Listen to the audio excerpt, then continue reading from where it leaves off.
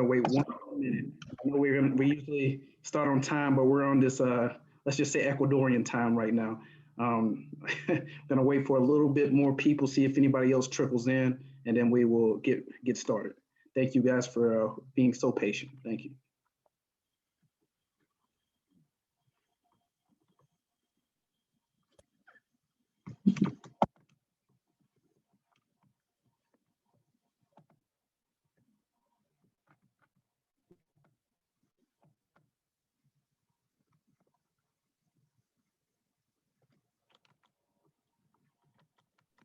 All right, we're gonna go ahead and get started. My name is Nathaniel Sawyer. 1 second, let me. In this day and age, there have been a lot of activism and advocacy for people in our country. However, specifically people in our community on the Central Coast of California, young and old alike, from various backgrounds, have stood in the faces of oppression and poverty and said enough is enough.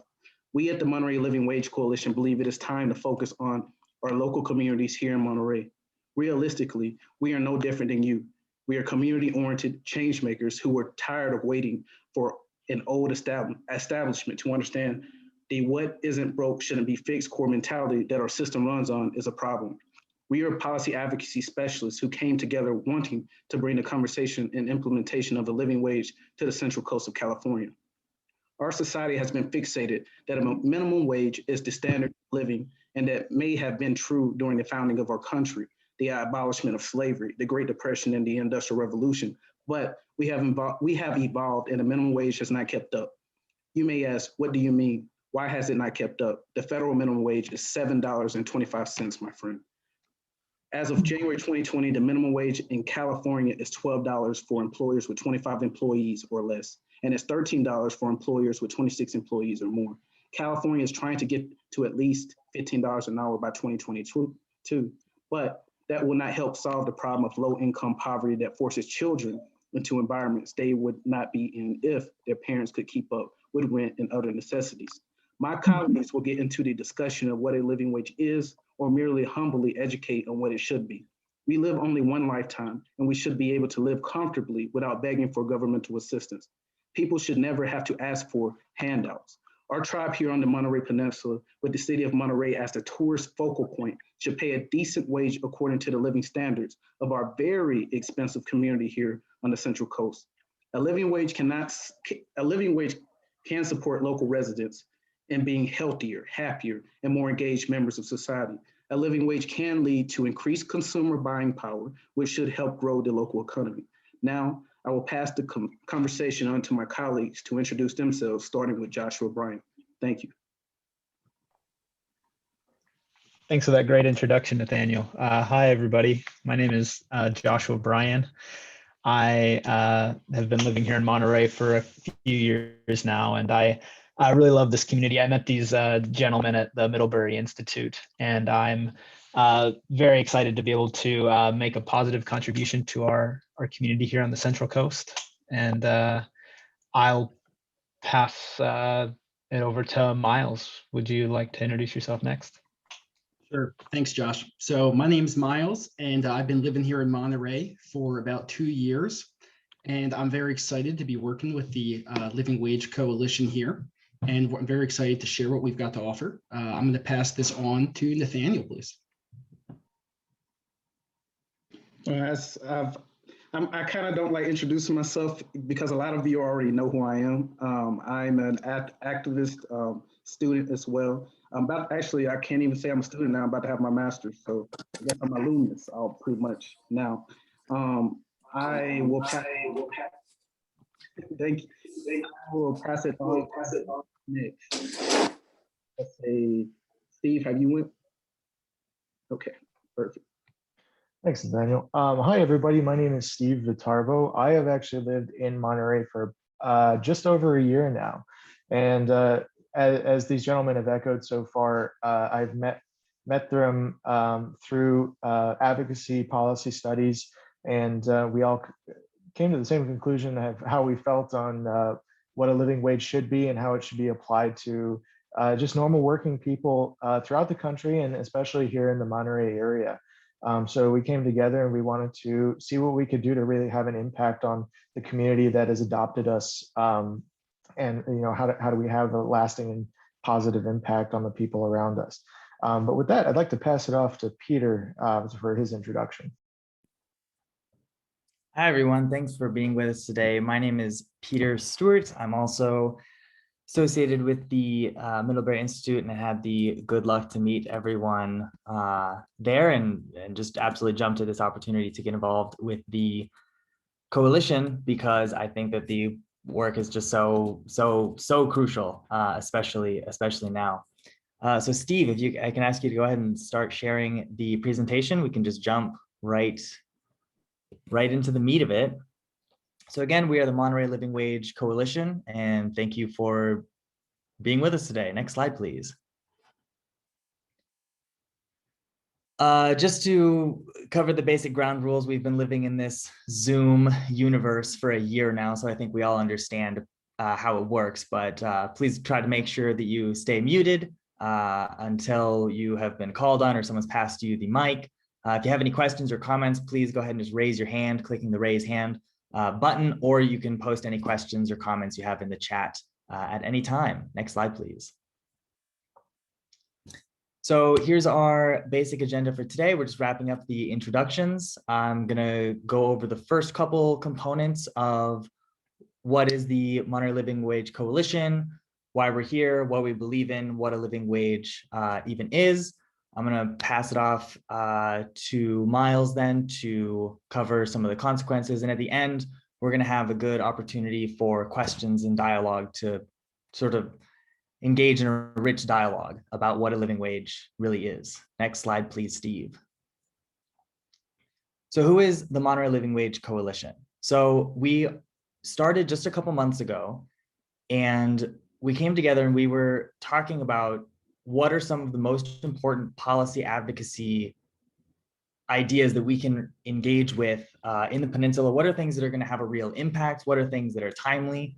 And we were coming up with a bunch of different ideas, and then we came onto the idea of a living wage after we actually had the great opportunity to engage with someone from a living wage advocacy organization out of the UK, out of London.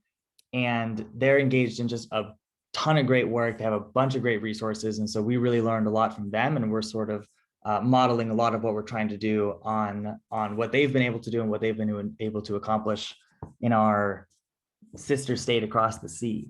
So we're a coalition and a partnership. And what we mean by that is that we are looking to engage all different members of the community, members of the business community, of the private and public sectors, faith communities, organizations that are already engaged in advocacy on all different kinds of issues, because the amount of intersection that there is between a living wage and many other campaigns that are already happening is just the links are fundamental, and a lot of places will find a home in a living wage coalition. So our main purpose is to advocate for and raise awareness and just really start the dialogue of what a living wage is, what it would look like for the city and the county. Next slide, please, Steve.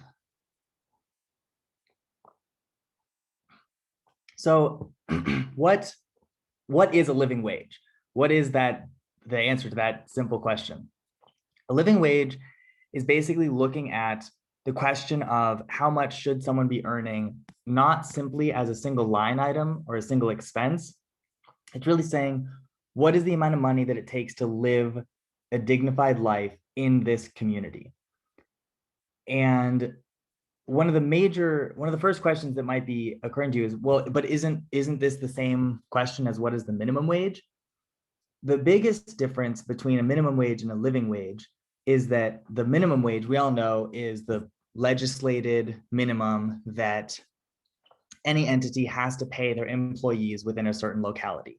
And a living wage is saying, okay, what are the real costs to live in this particular community? And a living wage, while a minimum wage is inflexible and set and everyone has to adhere to it, a living wage is much more carefully tailored to the community. And they're saying, well, what does it really cost to live in Monterey? And while a living wage, of course, is going to be higher than that minimum wage, the groups that are advocating for an increase in the minimum wage and advocating for the establishment of a living wage really work well in tandem, because the gap itself between the living wage and the minimum wage, that gap is instructive of just how insufficient the minimum wage is, and it can really lend weight to both groups. Next slide, please. So why do we believe in a living wage? So more than just giving people the opportunity to live in dignity, we also believe, and I've seen from really excellent research that has been done on this, that businesses that are able to provide a living wage actually see a lot of benefits come back to them, and those benefits then will ripple throughout the community.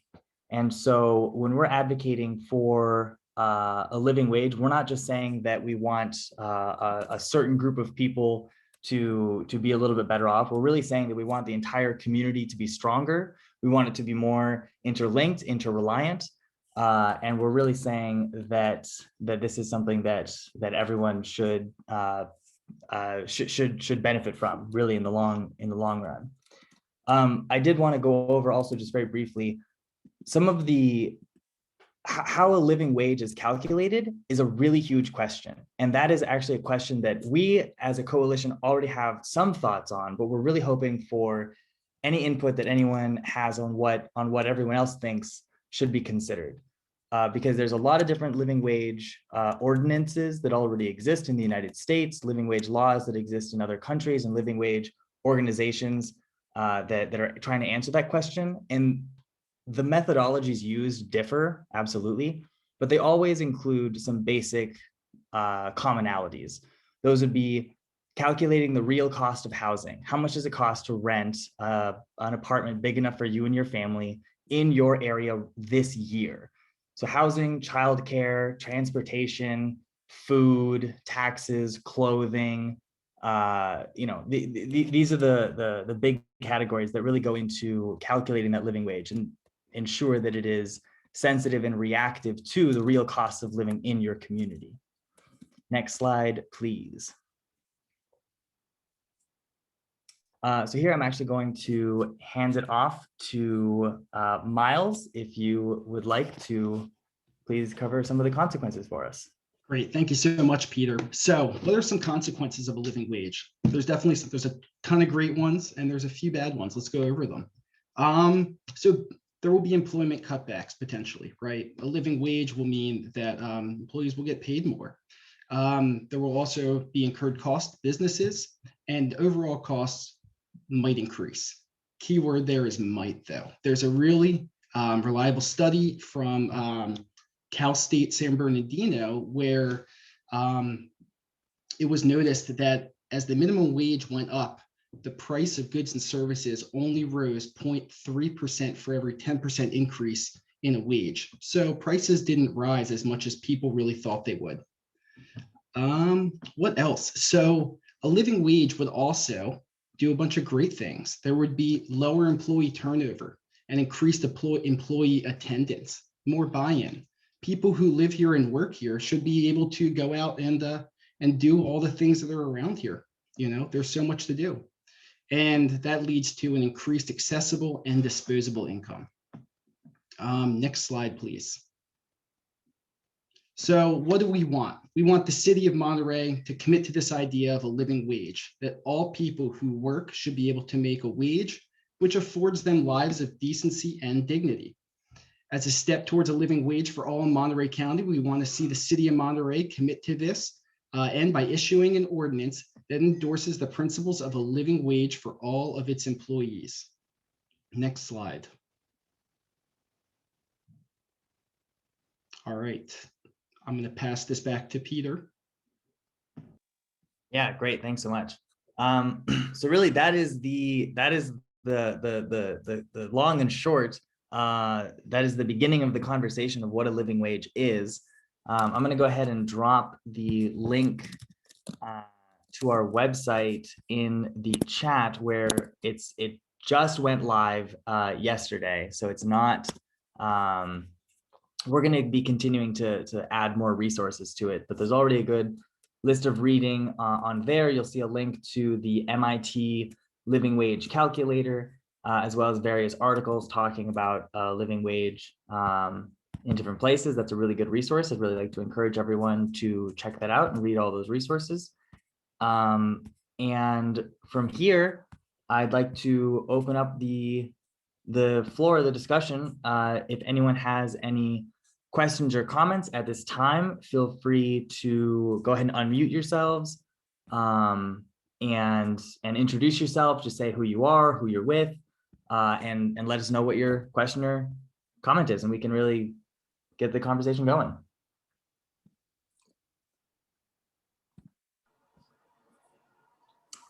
Yes, Karen, I see you have your hand raised.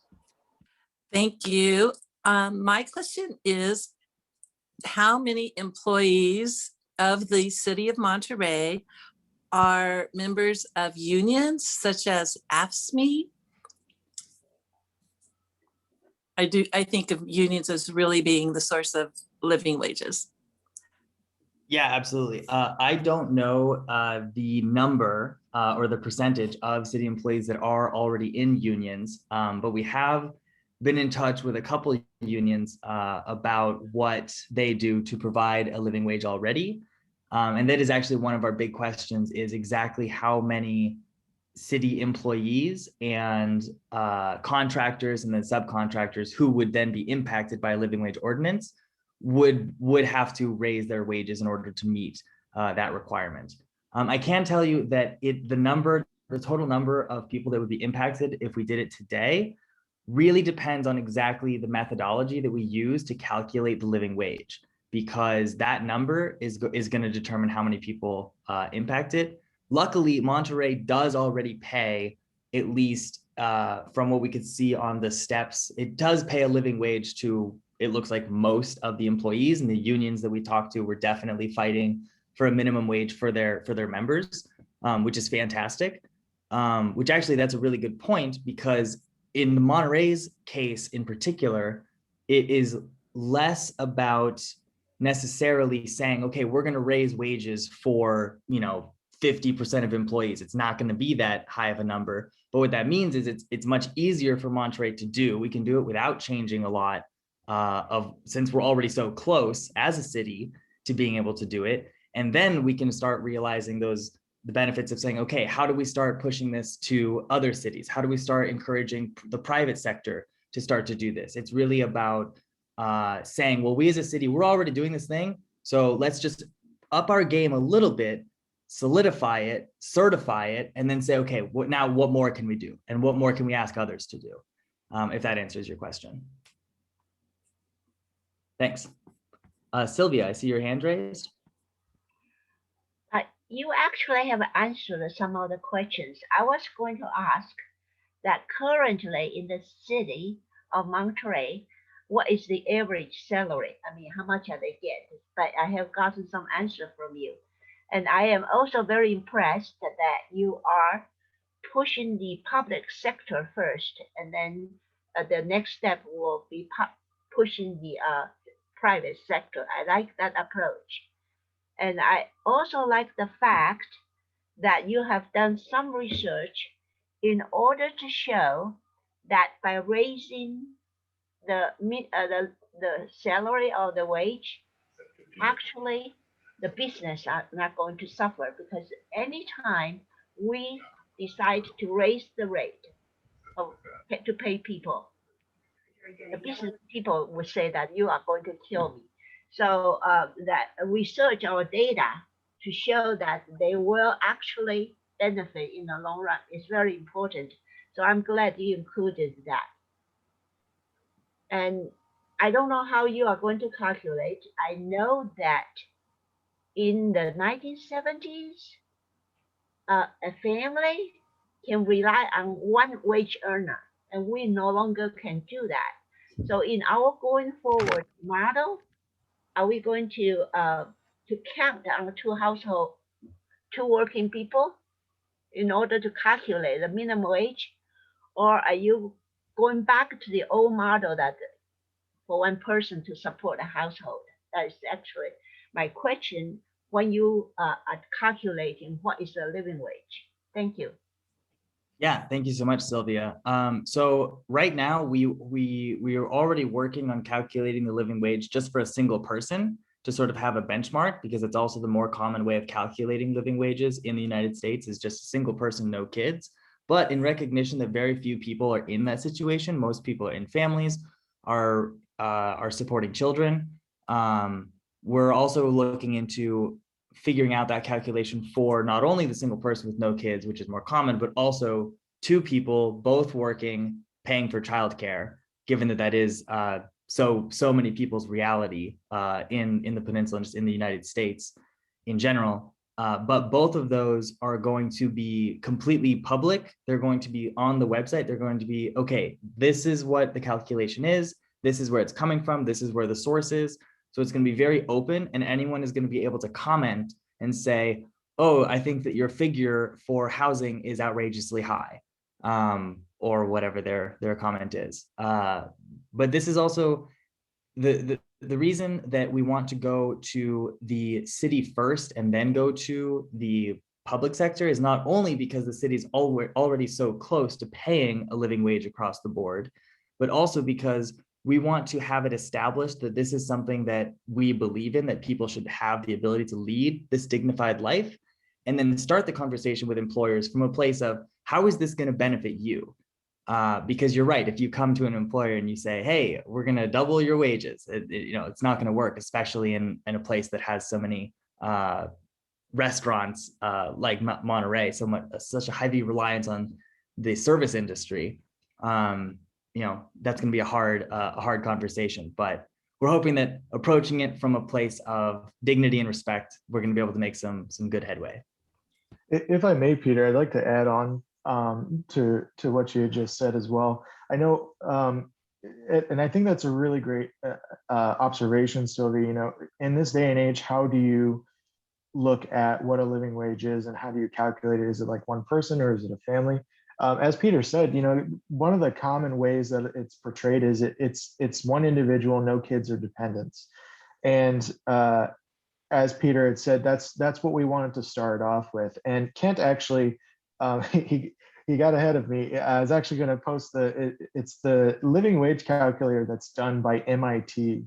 And as a group, this was a very valuable resource for us as a very like a bedrock of where to start, where our calculation is going from. And I think on that specific link that Kent had actually shared with us all, which thank you, by the way, that it shows, it really breaks down, what goes into, what constitutes that living wage.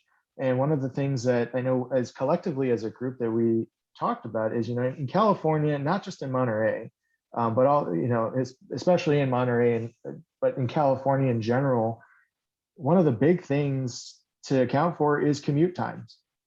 I mean, even in the Bay Area in San Francisco, you see that there's a large amount of people that live out in the suburbs, and they either take the BART or they drive into work every day.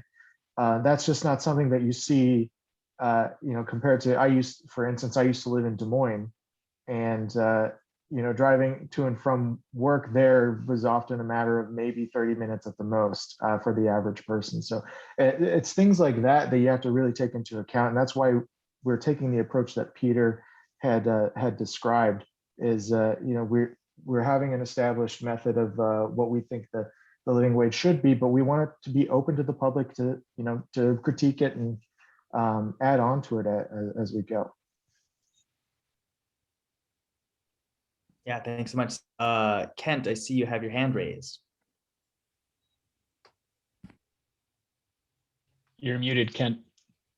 I just wanted to say one thing about the MIT thing, which is even the people who are in charge of the MIT living wage calculator, and if anybody on the call, actually clicks on it and looks at what MIT says is the living wage in Monterey County, even the folks at MIT openly admit that their calculations are low.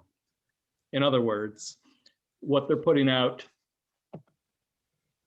they know doesn't cover for a low wage family, i.e. earning the living wage, that they can cover healthcare, rent, childcare, food, savings for the future.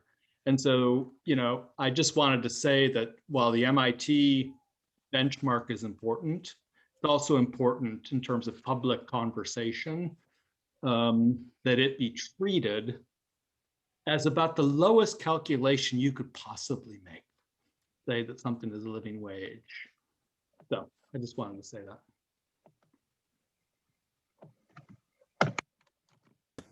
Yeah, thanks for that, Kent. That's also a big question that we've been having internally, and we're hoping to, again, just continue this conversation on the peninsula, is what is the most fair way to do that calculation and to make sure that it's done in an open and fair and honest way so that people know how much are we saying, how much does it really cost to live here, and how much does it cost to raise a family here? What kind of community do we want to work on building? So appreciate that, Kent. Yes, Catherine, I see your hand raised. Hi, thank you, Peter. Thank you all for this presentation. Appreciate what you're doing here. I just wanted to mention that, I live in Seaside, and I came across, well, it's the block grant. It's the community development block grant. And this is a draft that's put together for the city of Seaside. And they talk about the needs of the community, and it's they list the demographics in terms of employment sectors and education level.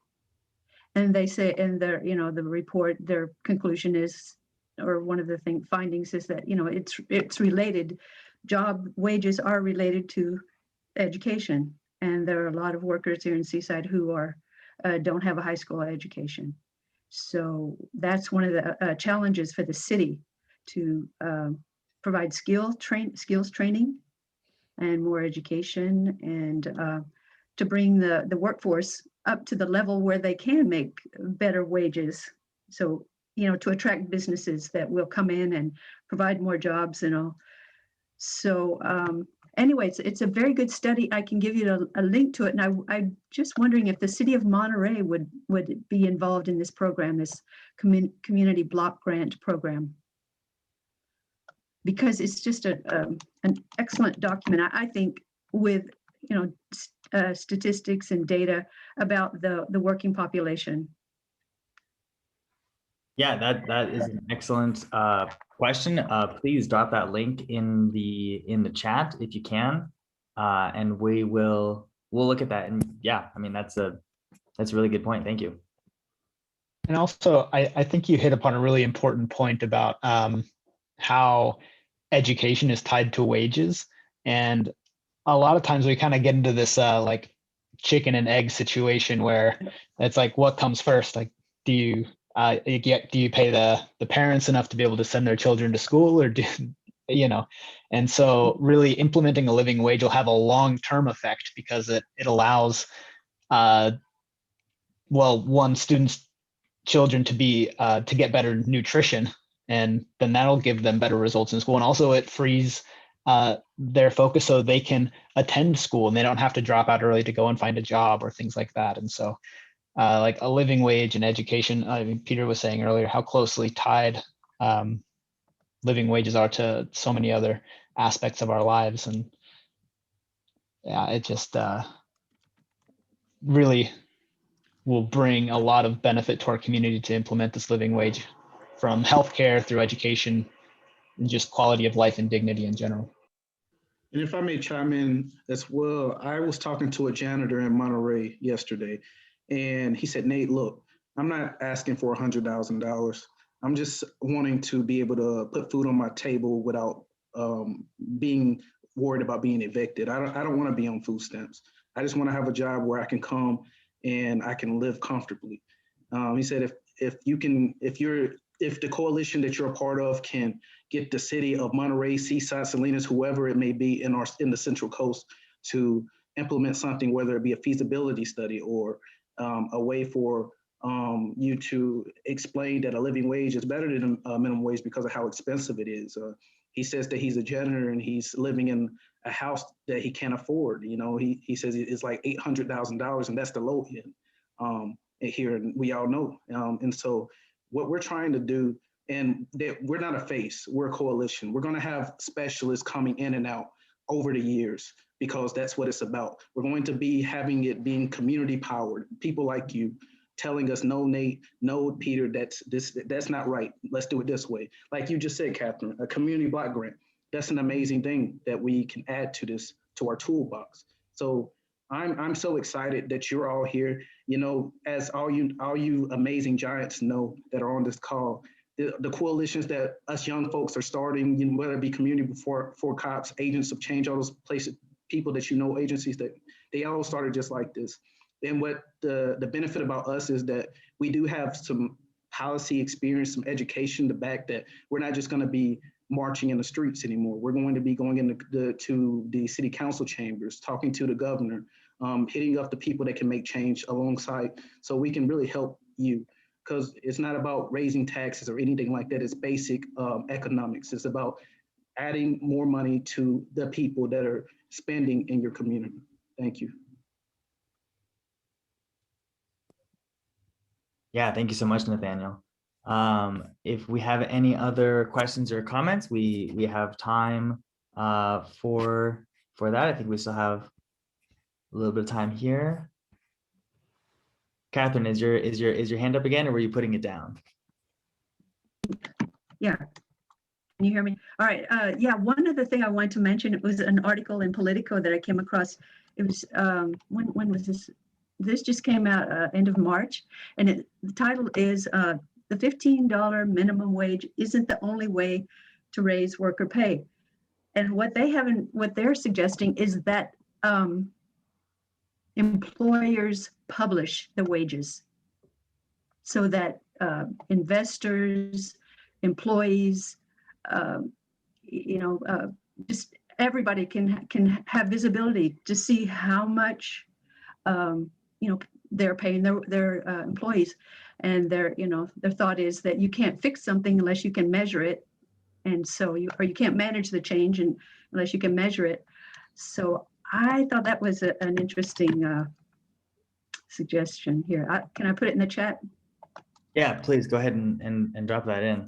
And I'll actually just piggyback off that. Another really good article that I found talking about this, just really because you have to scratch your head and wonder, okay, how can it be that the productivity of the average American worker since 1980 has gone up such a large amount with the new tools from the internet to better communication, better ability to do this mass data collection and analysis. The efficiency of the average worker has just gone up so much, but the wages have completely stagnated.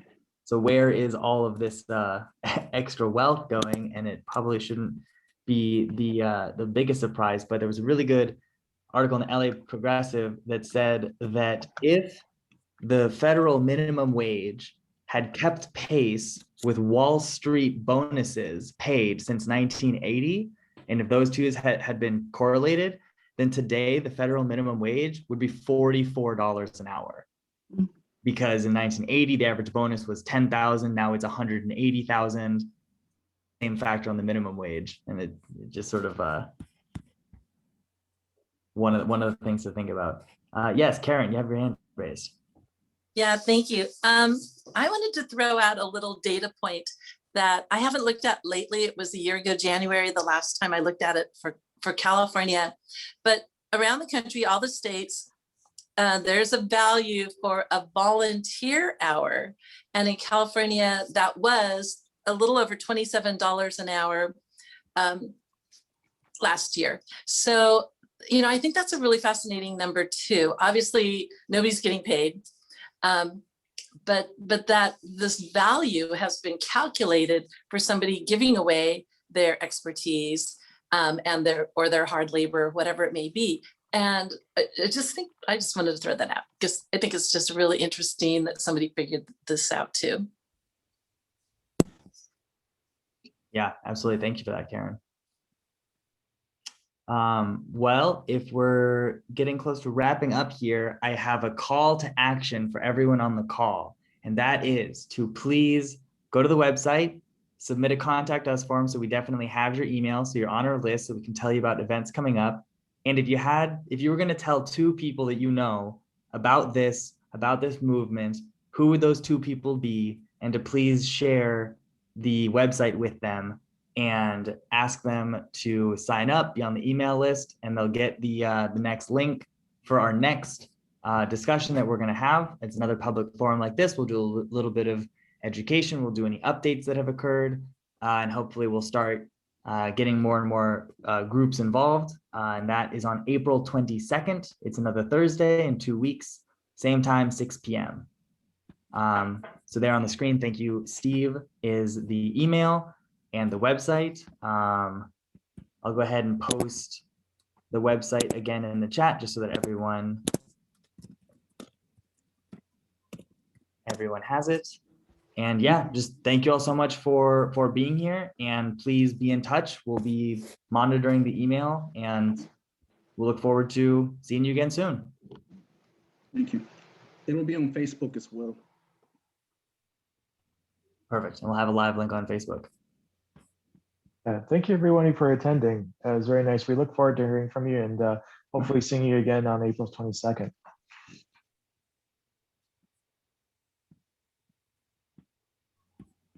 All right, real good. Bye-bye, everyone.